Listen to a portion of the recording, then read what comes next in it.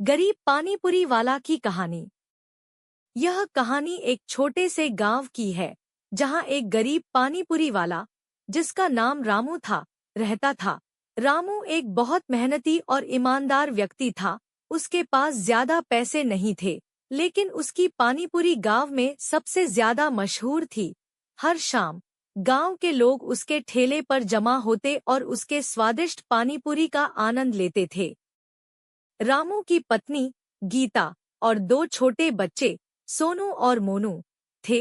गीता घर का कामकाज संभालती थी और बच्चों की देखभाल करती थी। परिवार की आर्थिक स्थिति बहुत खराब थी, लेकिन फिर भी वे खुश रहते थे। रामू का सपना था कि वह अपने बच्चों को अच्छी शिक्षा दे सके और उन्हें एक बेहतर भविष्य प्रदान कर सके। एक दिन गांव में एक बड़ा मेला लगा। रामू ने सोचा कि यह मेला उसकी पानीपुरी बेचने का सुनहरा मौका हो सकता है। उसने गीता से कहा, गीता, मैं सोच रहा हूँ कि इस मेले में अपनी पानीपुरी बेचूं। शायद हमें कुछ ज्यादा कमाई हो जाए। गीता ने सहमति में सिर हिलाया और कहा, यह अच्छा विचार है। भगवान ने चाहा तो हमारी कमाई बढ़ जाएगी। रामू ने अगले दिन अपने ठेले को सजाया और मेले में पहुंचा। वहां उसने देखा कि बहुत सारे लोग अपने अपने व्यवसायों के साथ आए हुए हैं। रामू ने एक कोने में अपना ठेला लगाया और पानीपुरी बेचना शुरू किया। उसकी पानीपुरी का स्वाद मेले में आए लोगों को बहुत पसंद आया और जल्दी ही उसके ठेले के सामने लंबी कतार लग गई। रामू की मेहनत रंग लाई और उसने मेले के पहले ही दिन अच्छी कमाई कर ली। वह बहुत खुश हुआ और उसने सोचा कि अब उसके बच्चों की शिक्षा के लिए पैसे जुटाने में आसानी होगी। अगले कुछ दिनों में रामू की कमाई और बढ़ गई और वह घर जाकर गीता और बच्चों को खुशखबरी सुनाता। लेकिन रामू की खुशियों को एक दिन एक दुर्घटना ने बदल दिया। मेले के आखिरी दिन, जब वह अपने ठेले को वापस घर ले जा रहा था, तभी रास्ते में उसका ठेला एक गड्ढे में फंस गया और सारी पानीपुरी गिर गई। ठेला भी टूट गया और रामू को बहुत चोट लगी। वह निराश होकर जमीन पर बैठ गया और उसकी आंखों में आंसू आ गए। तभी गांव के कुछ लोग वहां से गुजर रहे थे। उन्होंने रामू की हालत देखी और उसकी मदद के लिए आगे आए। उन्होंने रामू को उठाया और उसके ठेले को भी ठीक किया। रामू ने उन सभी का धन्यवाद किया और अपनी टूटी फूटी हालत में ही घर पहुंचा। गीता ने जब रामू को देखा तो वह घबरा गई। उसने रामू की चोटों को साफ किया और पट्टी बांधी। रामू ने गीता को सब कुछ बताया और कहा, अब हम क्या करेंगे गीता?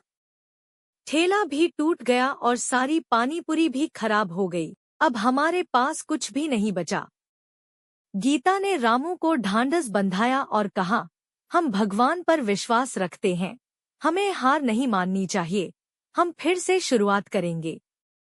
रामू ने गीता की बात सुनी और उसकी आंखों में नई उम्मीद जगी। उसने सोचा कि वह फिर से अपनी मेहनत और ईमानदारी से अपने व्यवसाय को खड़ा करेगा। अगले दिन रामू ने गांव के मुखिया से मदद मांगी। मुखिया ने उसकी स्थिति समझी और उसे नया ठेला दिलाने में मदद की। रामू ने अपने नए ठेले के साथ फिर से पानीपुरी बेचना शुरू किया। उसने इस बार और भी ज्यादा मेहनत की और धीरे धीरे उसकी कमाई फिर से बढ़ने लगी। गांव के लोग उसकी मेहनत और ईमानदारी को देखकर उसकी और भी ज्यादा मदद करने लगे। रामू ने अपनी कमाई से बच्चों की शिक्षा के लिए पैसे जमा करने शुरू किए। सोनू और मोनू ने भी अपने पिता की मेहनत देखकर पढ़ाई में मन लगाया और अच्छे अंक प्राप्त किए। धीरे धीरे रामू का व्यवसाय बढ़ता गया और उसकी आर्थिक स्थिति भी सुधरने लगी। एक दिन गांव में एक बड़ा आयोजन हुआ, जिसमें शहर के बड़े बड़े व्यापारी और अधिकारी भी शामिल हुए। रामू ने सोचा कि यह आयोजन उसकी पानीपुरी बेचने का एक और सुनहरा मौका हो सकता है। उसने अपने ठेले को फिर से सजाया और आयोजन स्थल पर पहुंचा। वहां उसने देखा कि बहुत सारे लोग अपने अपने व्यवसायों के साथ आए हुए हैं। रामू ने एक कोने में अपना ठेला लगाया और पानीपुरी बेचना शुरू किया। उसकी पानीपुरी का स्वाद आयोजन में आए लोगों को बहुत पसंद आया और जल्दी ही उसके ठेले के सामने लंबी कतार लग गई। इस बार रामू की मेहनत रंग लाई और उसकी कमाई बहुत बढ़ गई। उसने घर जाकर गीता और बच्चों को खुशखबरी सुनाई।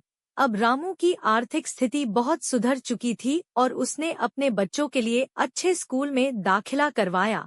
रामू ने यह भी सोचा कि वह गांव के अन्य गरीब बच्चों की मदद करेगा ताकि वे भी अच्छी शिक्षा प्राप्त कर सकें।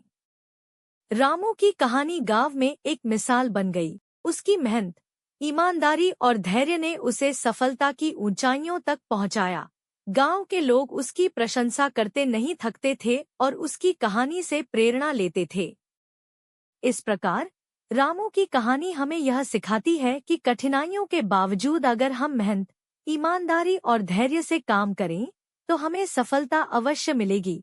हमें कभी भी हार नहीं माननी चाहिए और हमेशा आगे बढ़ने की कोशिश करनी चाहिए। सच्ची मेहनत और ईमानदारी से किया गया काम हमें हमेशा सही मार्ग दिखाता है और हमारे सपनों को साकार करता है।